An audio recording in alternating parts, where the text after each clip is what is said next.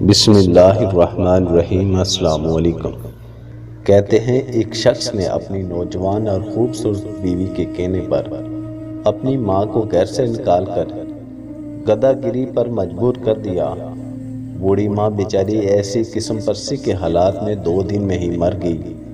وقت کے بادشاہ نے خواب دیکھا اور خواب میں ایک بزرگ نے بادشاہ سے اسی آدمی کی طرف اشارے کرتے ہوئے کہا کہ فلاں بستی میں اس شخص کو اپنے پاس بلاؤ اور اسے 100 اونٹ سونے کی اشرفیوں سے لاد کر دو۔ بادشاہ غور کرنے والوں میں سے تھا۔ اسے پتہ چل گیا تھا کہ اس کا خواب عام خواب نہیں ہے اور کسی بات کی طرف اشارہ ہے۔ چنانچہ اس نے اپنے دانا وزیر کو اپنا خواب بیان کیا۔ وزیر نے بادشاہ سے کہا، بادشاہ سلامت، اگر اس بستی میں وہ آدمی رہتا ہے جو آپ کو خواب میں بتایا گیا ہے تو آپ کے خواب میں ضرور کوئی حکمت چھپی ہوئی ہے۔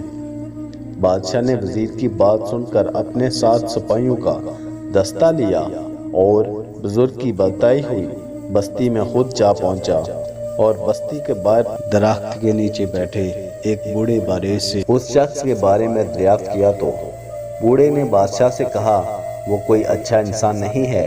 وہ اپنی ماں پر ظلم کرتا تھا اور اس کے ظلموں کی تاب نہ لاتے ہوئے اس کی بوڑھی ماں دنیا سے رخصت ہو گئی۔ جائیں، بستی میں پہلا مکان اسی کا ہے۔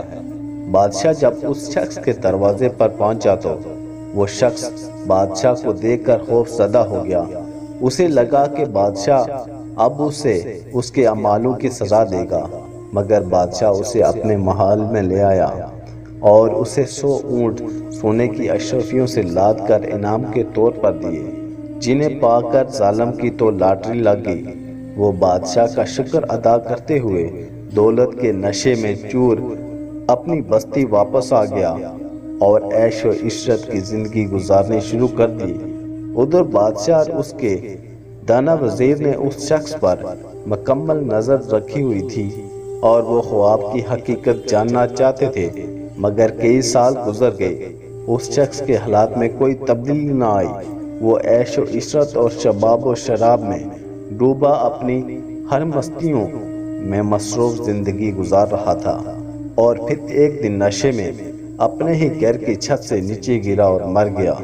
بادشاہ کو جب اس کے مرنے کی خبر ملی تو وہ واپس اس شخص کے بستی میں گیا اور پھر بستی کے باہر درخت کے نیچے اسی بوڑھے باریش سے ملا جس نے اسے اس شخص کا پتہ بتایا تھا۔ بوڑھے نے جو علم تھا بادشاہ کو دیکھا اور بولا، جس دن میں نے آپ کو اس شخص کی شکایت لگائی تھی، میں چاہتا تھا کہ آپ اسے سزا دیں تاکہ شاید اس کے گناہوں کی کچھ تلافی ہو جائے، مگر مالک کو کچھ اور منظور تھا۔ بادشاہ نے بوڑھے سے پوچھا، مالک کو کیا منظور تھا محترم؟ بوڑھا بولا، اس دن آپ نے اسے سونے سے لدے ہوئے اونٹ عنایت کیے تو مجھے پتہ چل گیا کہ رب کائنات نہیں چاہتا کہ یہ شخص توبہ کے قریب بھی جائے، اور پھر ایسا ہی ہوا۔ دولت کے نشے میں چور ہو کر وہ ہر چیز بھول گیا۔ آسائشوں نے اسے نہ تو اس کے خالق کو یاد کرنے دیا اور نہ ہی کبھی اسے اپنے کیے ہوئے کاموں پر ندامت ہوئی، اور اسی عیش و عشرت میں اس نے کبھی توبہ نہیں کی اور ہلاک ہو گیا۔ اللہ پاک ہم سب کو اچھے اور نیک کام کرنے کی توفیق دے اور اپنے پیارے نبی محمد صلی اللہ علیہ وسلم